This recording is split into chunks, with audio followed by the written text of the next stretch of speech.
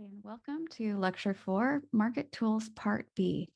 This is Spectrum Economics and Market Tools. I'm Sarah Oh Lam, a Senior Fellow at the Technology Policy Institute in Washington, D.C.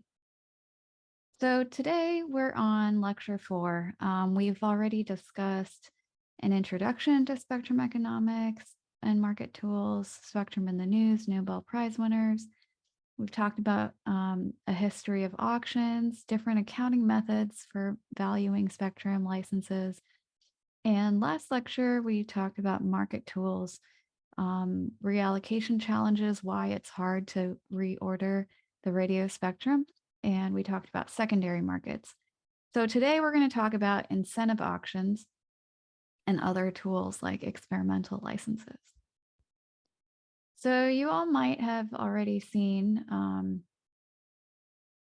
or heard about incentive auctions. We've talked about them a little briefly in earlier discussions, but today I'm going to talk about the big one that the FCC held a few years ago.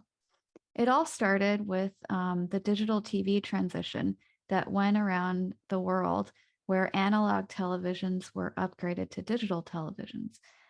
This clears up a lot of the spectrum in the TV band because broadcast stations aren't using as much bandwidth or as much spectrum, and they're able to pack their signals into smaller digital signals or bands.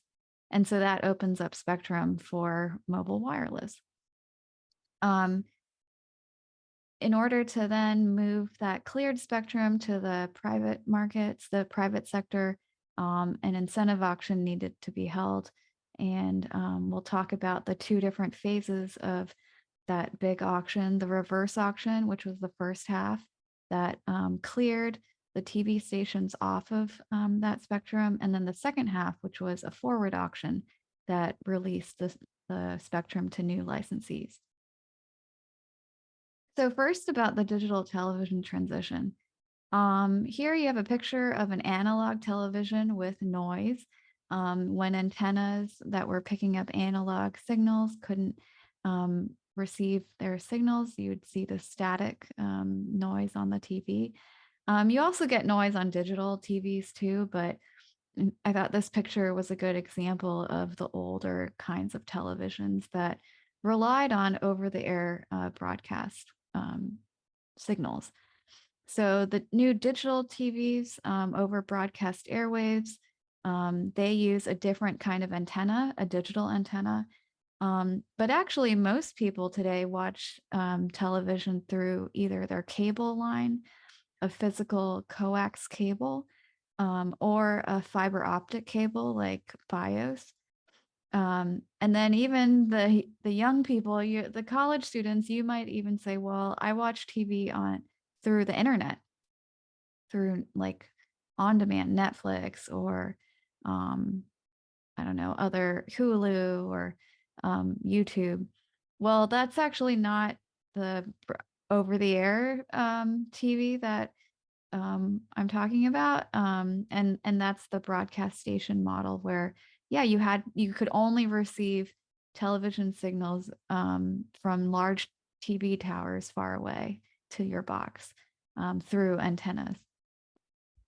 So around the world, you can imagine analog TVs are being replaced with digital televisions, and so actually, in other parts of the world, their TVs were upgraded before ours in the US. So here's a map that shows you the digital TV transition progress. In red, you see that the TVs have all been transitioned from analog to digital antennas. It's not just the TVs, but the stations. It's a coordinated effort because that requires governments, because the TV stations that were broadcasting on old signals, they shut down.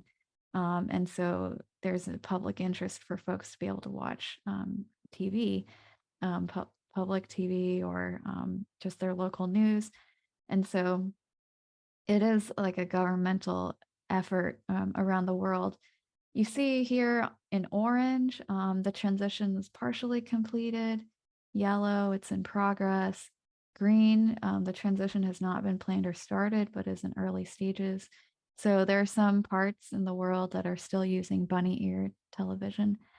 And then in gray, no digital switchover planned. They plan on broadcasting both the old analog signals and digital signals. So there are still parts of the world that are using TV, analog TV, in addition to digital TV. Here's a picture that shows you which countries are using which new digital TV broadcasting systems or protocols. So in the US, you hear about ATSC. I think the US is on the ATSC 3.0 protocol right now for broadcast TV, and that's a digital standard. But looks like the rest of the world, a lot of countries are on DVB-T in purple there. And then in that fuchsia color, DTMB, it looks like China is using a different digital TV protocol. And then in green in South America, there's one called ISDBT. So that's in the television sector. And here's a picture of a digital TV converter box. And so in order to retain use of the analog televisions, there are boxes that were distributed that convert the new digital signals into analog for the old boxes. So in this little box, there is an antenna, a digital antenna, or there's an input to put in an antenna, a digital antenna. And so this digital TV converter box is really important during that transition in the US to make sure that folks that had analog TVs wouldn't be left behind. There was also a big government subsidy program to help people buy these digital converter boxes. And so you can imagine it was just a big national effort to hand out these coupons for $40 for an eligible converter box and to clear that TV spectrum from, or to help transition between digital or analog to digital. And so the TV broadcasters, which is a big group of private owners of TV stations, they also needed to be on board with this program. They agreed to it, to all the procedures, but the government also needed to pitch in to help subsidize the conversion of all the television sets owned by households. Around this time in 2008, when these coupons were going out and the boxes were going out, I don't know if any of you remember, but the flat screen TVs were on sale that Christmas. And so, and they were not that expensive. So a lot of households opted to just upgrade their big boxy analog televisions and get new digital flat screen TVs that had the digital antenna already built in.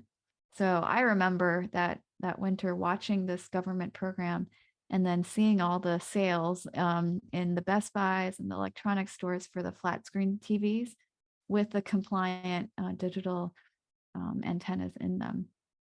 But yet there were still analog TVs in people's homes, and they felt like they didn't need to change their televisions, or they wanted to have like an extra TV, like an extra one in their garage or in a spare room. And so people were getting these converter boxes. And so all that is like the wind up to this big TV spectrum incentive auction that the FCC held, because once the TV broadcasters were able to upgrade their systems as well from analog to digital broadcasts, there was new valuable spectrum available for mobile broadband. So for our handsets, our smartphones, and it is economically commonsensical to have this valuable resource go towards a higher valued use. When TV could be distributed in digital airwaves or through cable or fiber, why not use the airwaves for a different purpose? And especially mobile handsets, which are still growing in usage and are really valuable to consumers.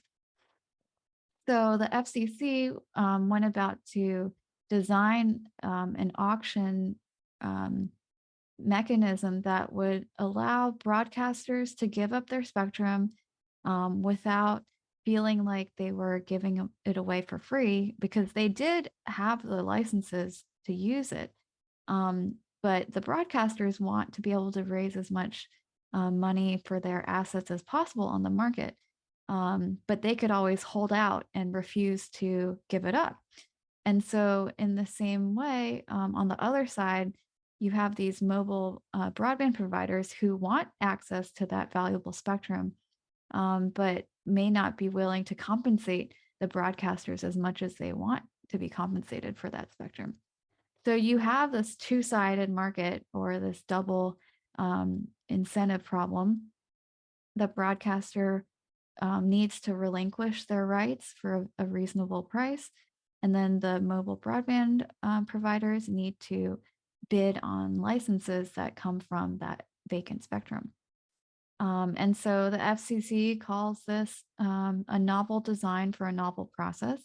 And they brought in expert economists, like the Milgram and Wilson team, and Al Roth and those folks. I think he consulted for this auction as well, to kind of guide the FCC through how to match these two sides of the market, how to create rules that would incentivize parties, and that would lead to the best social outcome for the American public, and that would increase the value of what's on the table for exchange.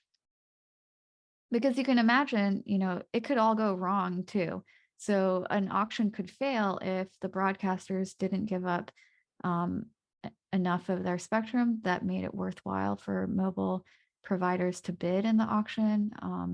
Maybe the broadcasters wouldn't give up as much, and then the mobile broadband providers wouldn't bid in as much, and then you would just have a lower valued outcome. But you want to get to a point where you're getting win-win outcomes, and so that was the point of designing this incentive auction as best as they could. And so there was a lot of process and decisions for how to design the auction model. You have the reverse auction component that you need clearing targets for, and the number of channels that they were aiming to clear, because they needed the broadcast stations to kind of buy in and play and clear certain numbers of channels. It wasn't mandated, but it was it was mandated in a sense, but it was also voluntary to see how much they could elicit using market mechanisms without heavy-handed like direction or command and control direction of what to give up. And so there was that component, and then the forward auction was the part where the mobile operators would bid on those channels that were freed up. And if all these requirements were met, if the targets were cleared, and if the rounds of auction continued, then they could reach their goals and close the auction successfully. Otherwise, they would keep the rounds of bidding going. Here's another image from this staff summary from the FCC about the incentive auction. So you see here exactly what parts of the spectrum we're talking about. These are the TV bands that were considered. And so you have lower power bands, and you have high power bands. You have VHF channels, and you have UHF channels. And we're talking about 8,402 TV stations in these bands, in these channels, that were kind of had to be convinced to cooperate. All these stations, there were station groups of owners, and so there aren't 8,000 independent station owners, but there were a lot of different independent private owners that could decide, whether or not to participate around the country. So you can imagine that it's a big coordination matching problem. Here's a picture of the 600 megahertz band, the pre-incentive auction or the reverse auction portion. They're trying to clear enough to have an uplink section and a downlink section for two-way mobile communication. And there's also need for guard bands and also like some space in between in channel 37. And so these are the channels that we're talking about in this incentive auction. And then in the post-incentive auction, you also have, the same areas that, well, here is a picture of different options for how the band would be cleared and re-auctioned. So there was a lot of months of back and forth with the FCC and all the different stakeholders involved for exactly how the spectrum bands should be auctioned off and how much should be cleared. A lot of the discussion was about, technical requirements. How much does the wireless sector, the mobile sector really need for good communications? How much does the do the broadcasters really need? And so, and there at the end, 84 megahertz were cleared, but this description shows you that parties were debating whether they could get more than 84 megahertz cleared or less than 84 megahertz cleared, and what that would look like. So let's move on to the results of the auction. Some of you could be looking at this auction for your presentation or your research paper. So this is a picture of the results from the reverse auction, the first part of the incentive auction, auction 1001. And it's an example of the winning bids. And so these are bids for the TV broadcast stations and whether they would participate and then how much they would be compensated back for giving up their spectrum. And so you can see here, these are the TV stations, the call signs, and the market areas, and the names of the broadcast stations, which bands they're in, what they opted to do. Some of them could go off air and just not be broadcasting anymore. They could broadcast through cable, or they could move their broadcasting to lower or higher bands. And then this table shows you how much they received in exchange for their broadcast licenses. So you can see, like for call sign WCDC TV in Albany, New York, Nexstar Broadcasting had a UHF band. They opted to go off the air and they were compensated $34 million for their rights in that city. Another big example here, you see the compensation ranges. The largest one here in this snapshot is in Boston, WMFP, owned by NRJ TV Boston License Company. Oh, no, not that one. WLVI in Boston, which was owned by WHDH TV, and they were compensated $162 million for the rights to broadcast in Boston. That's a lot of money. But that is just a one-time sale of their rights. And so you can see that they would have a big interest in getting as much as possible from just this one auction. So the stakes were high for the broadcasters, and that's why it was so important to design the incentive auction well. There are a few other stations here that received more than $100 million for their rights and for this particular city. You see, let's see, Educational Public TV Corporation, call sign WYDN in Boston. They received $134 million in exchange for their license. And you have to remember that these TV broadcast stations received their license for free.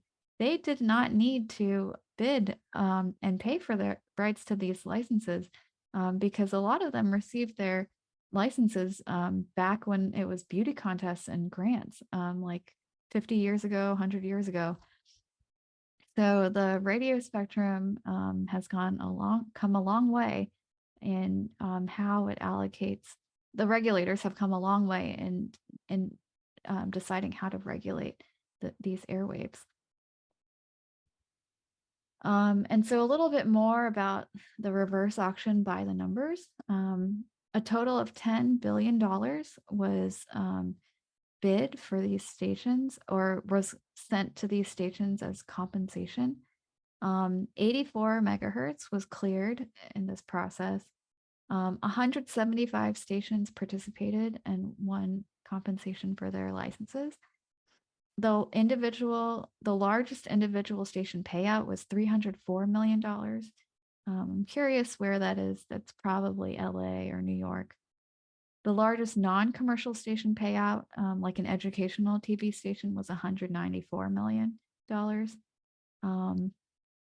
30 winners just wanted to change bands, so they just packed up their gear or not even, they probably just flipped a dial and decided, or replaced some equipment to broadcast on a different frequency band. And then 36 winning stations received more than $100 million. So in the prior screen, we saw there are 1, 2, 3, 4 right here. But 36 total stations received $100 million in compensation. And then 11 non-commercial stations won more than $100 million. It is big numbers, but it's also, I don't know, well, it is more than the net present value of their future revenues, because TV stations knew that people really weren't watching TV on their digital antennas anymore. These stations, they're still broadcasting. They're just broadcasting through cable or through FiOS, through retransmission agreements. And they are still broadcasting over the air on digital antennas, but I think I read it's only like 10% of households that use only the digital TV antenna. But most people who watch TV are watching through cable or online even. And so these stations, they had to do that calculus in their head. Do we want the government to force us to give up these licenses because they could by like eminent domain? Or are we going to participate and also get a pretty good chunk of change and money for their license rights, which they weren't really using anyway? Part of the discussion, though, is, well, what if the TV stations wanted to, let's say, operate mobile networks on their licenses?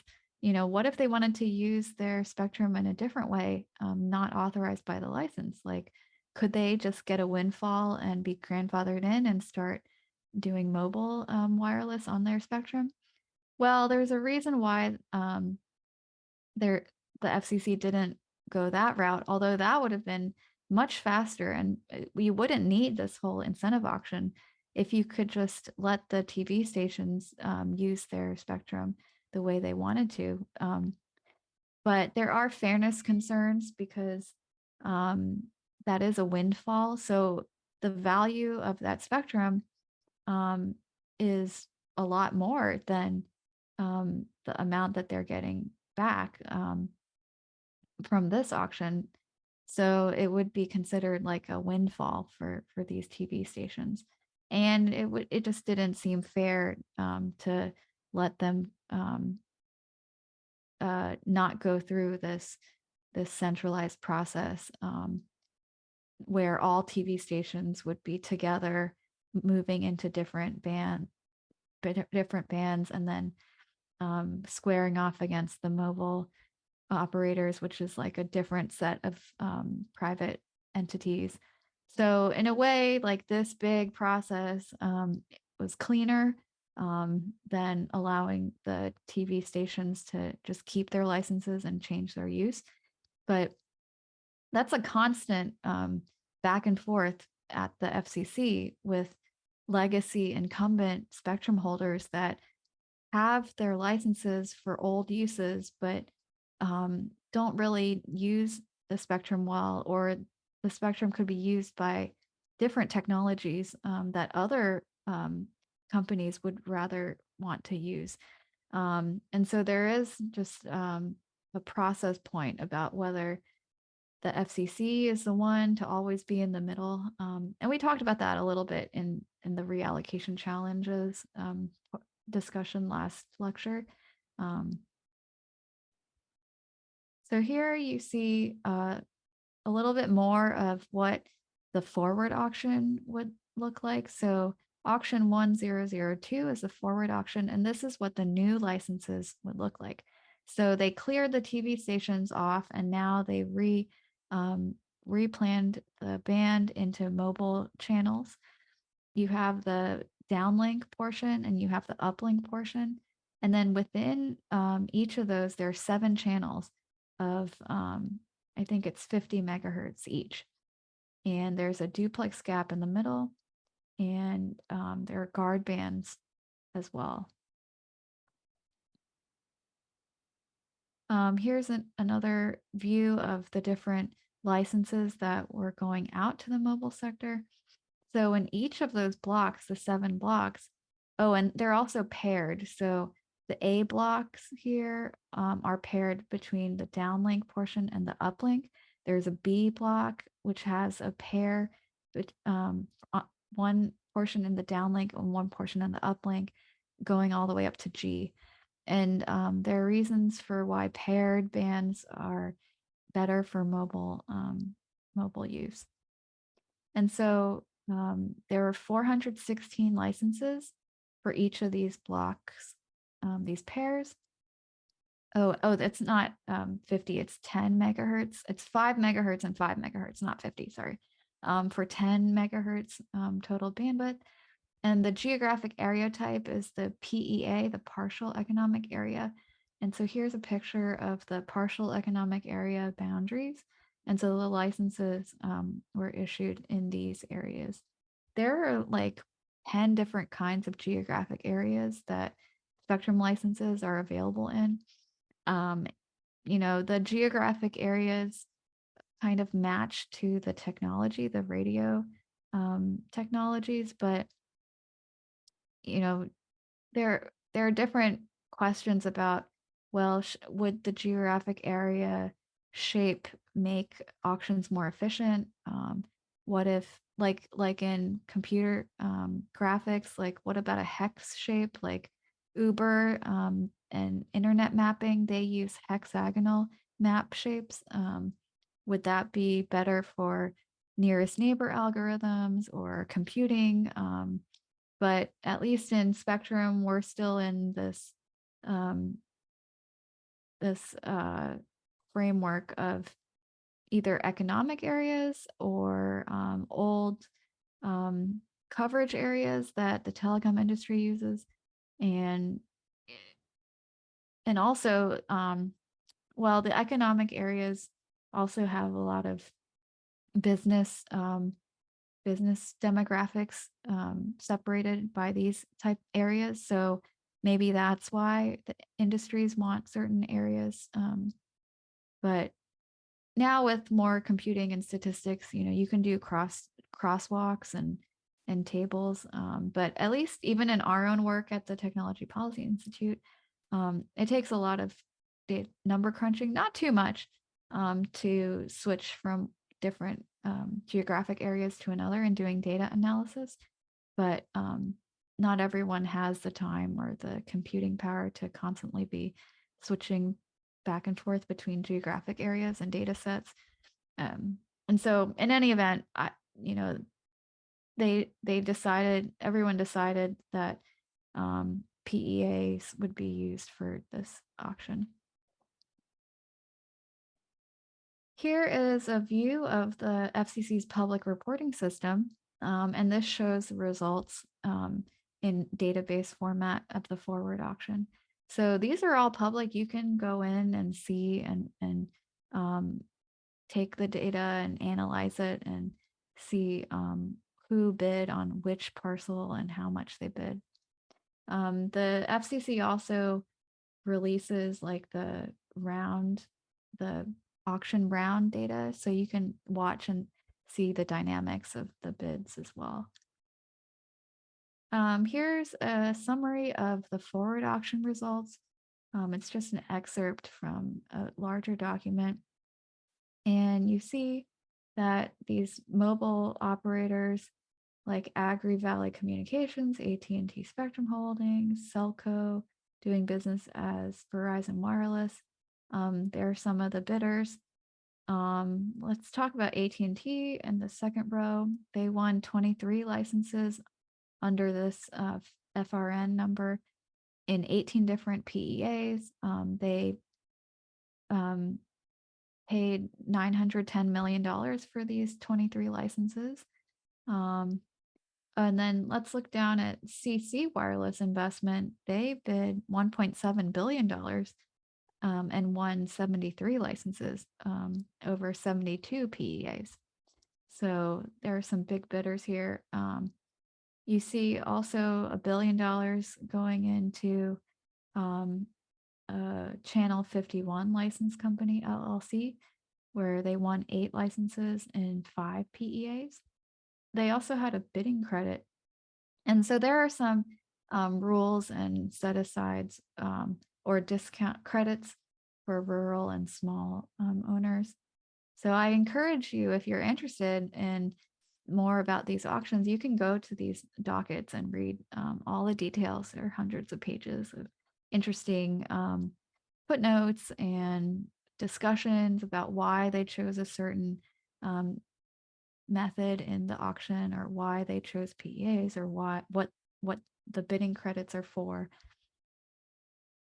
So there are other tools aside from incentive auctions, such as the CBRS Citizens Band radio service, SAS PAL regime, and experimental licenses that we can talk about.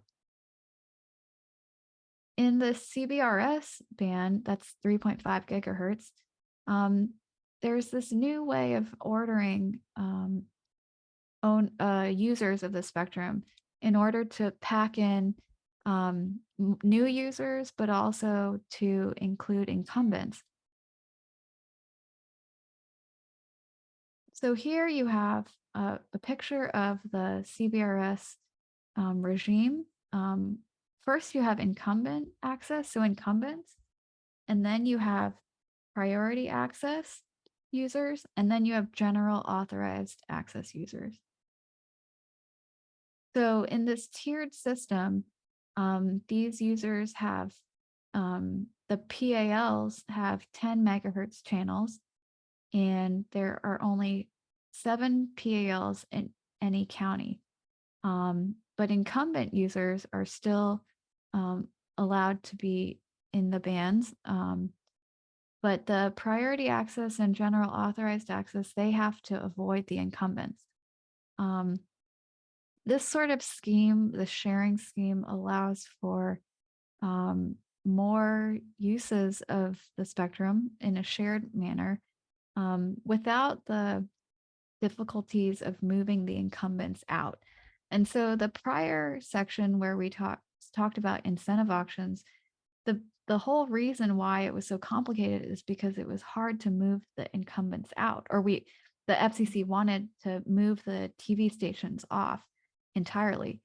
In CBRS, the incumbent users are actually really hard to move off. But they're also fewer in number, and they're on the coasts mostly.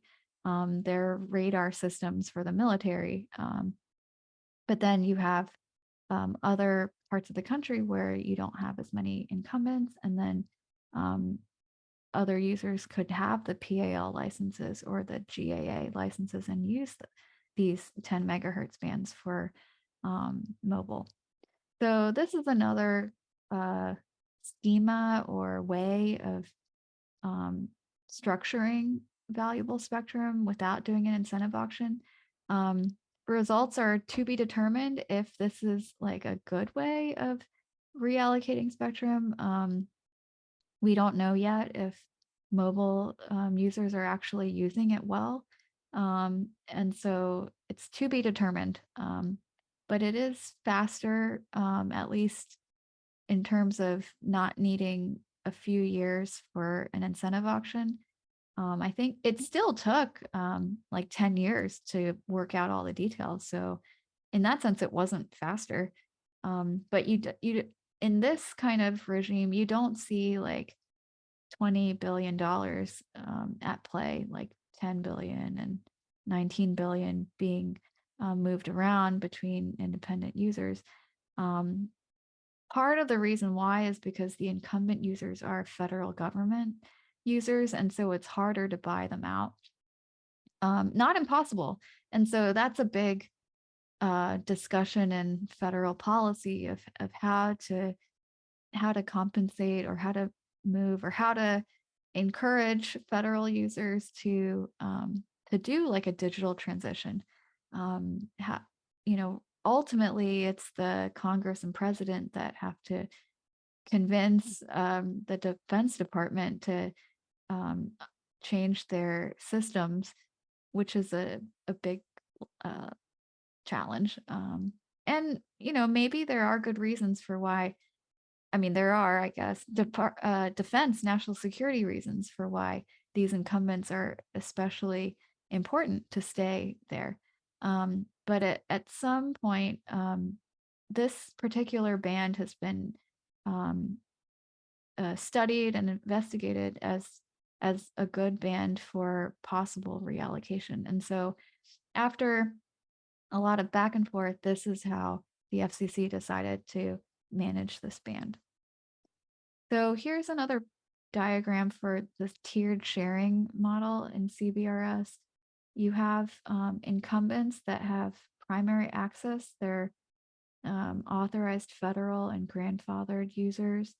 Um, and then next you have priority access licensees that had to bid and auction for the rights to their PAL licenses.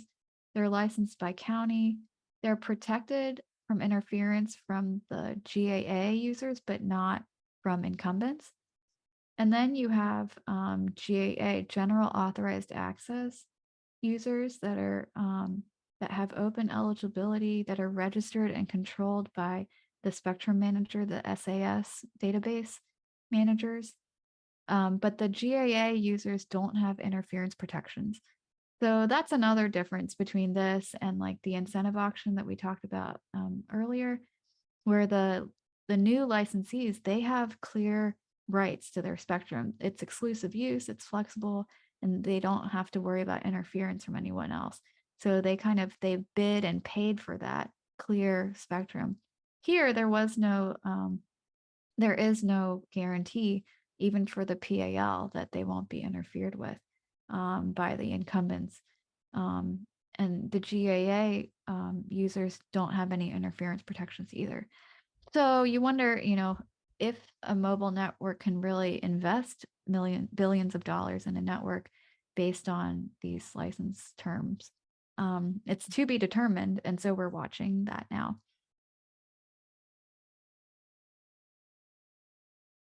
Here's a picture of the incumbent. So you can see the incumbent military radar on the CBRS bands, and they're mostly around the coasts, but there are some incumbents that are inland, and they are in urban areas. And so it's not a trivial matter to like avoid the incumbents, but um, and it's also maybe difficult to move them to a different band. Um, but the debate continues in DC whether is it really beyond our ability to repack these radar devices to pay for them to upgrade their equipment to be more spectrally efficient. Um, surely the Defense Department could become more efficient with these radar devices. But just like we talked about the TV broadcast stations, incumbents have a certain set of incentives as well. They don't want to give up their spectrum. And so they want to be the ones to be able to use their rights for different uses. So maybe that dynamic is going on here, where the incumbents just, if they don't need to, and the Defense Department doesn't need more money. If they don't need to, they're not going to give up the rights that they have.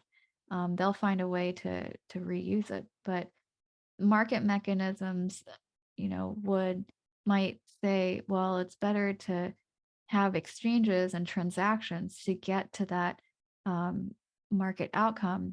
But here you have holdup, you have politics, you have these transaction costs, you have non-market values such as non-national security. And so after all these policy considerations, the CBRS band has this SAS PAL regime built into it. So here's more about, we saw this diagram earlier, and the priority access licenses were auctioned off in FCC auction 105.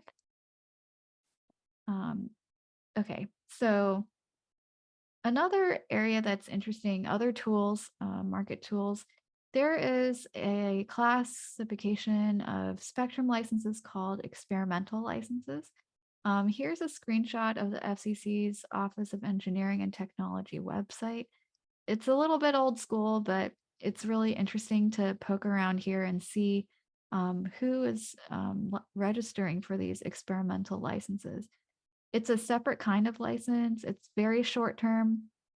There's no interference protections, but researchers, universities, government contractors, defense contractors, tech companies, wireless companies, they apply for experimental licenses to run experiments to test their equipment. They're very local, they're small area licenses. And there's also a classification of license called Special Temporary Authority. And so you can see, who's applying for these and how they're using it. They don't need to bid for these licenses or pay for them. So they get, free access to this radio spectrum, but in short and small amounts for testing purposes. There are some users here that arguably are using their experimental or special temporary authority grants for commercial uses. But and folks in the government, they know, they see it. Other folks know and see it, but according to the rules, it's still going. So there's some broad sports stadiums and NASCAR stadiums, like the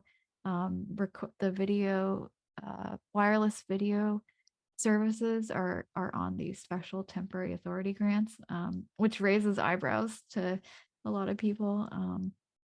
But this experimental licensing system is important for a discussion of spectrum economics and spectrum markets, because you can see from all the different users in here that there is demand for radio spectrum on different parts of the spectrum, different parts of the country. And so it's like the only place really you can see publicly, like where there's new demand or new different types of experiments happening. And so here, if you look into the website a little more, you can see there are different types of experimental licenses, and there's a form 442 for that kind of authorization. And then some of the dockets, there was a Spectrum Horizons docket in 2018, and they list out some of the 13 licensees above 95 gigahertz in the Spectrum Horizon, really high up in the spectrum band. And some examples, you see Brown University, Lockheed Martin, Northrop Grumman, they're testing. NYU is testing some 5G. Raytheon Missile Systems, Raytheon S2 is doing a spectrum receiver. Sierra Nevada Corporation testing helicopter autonomous landing systems. The Boeing company is testing the company's antennas in various bands. University of Buffalo is doing propagation measurements in the 1 terahertz region. So, there's a lot of interesting stuff going on, and you can poke around and see it. The, as with any license with the FCC, there's a lot of paperwork involved and rules. So there are different forms and filing guidelines. So if you as a student are interested in radio spectrum as an engineer or as an analyst, you know, these kinds of documents would be very familiar to you if you worked for an agency. There are a lot of job openings for radio engineers, I think, in the government, and there's need for them. I keep hearing that the government offices they need more younger radio engineers. And so, and also, I mean, communications lawyers like myself, um, that's all they do is like fill out these forms and work with the Federal Communications Commission on all these rules and regulations. So if you like rules and regulations and this kind of spectrum information and all the different debates and economics, you can also go that route and become a communications lawyer, filling out these forms on behalf of companies, and then even, working for the FCC in different capacities. So that's that. The next lecture is lecture 5.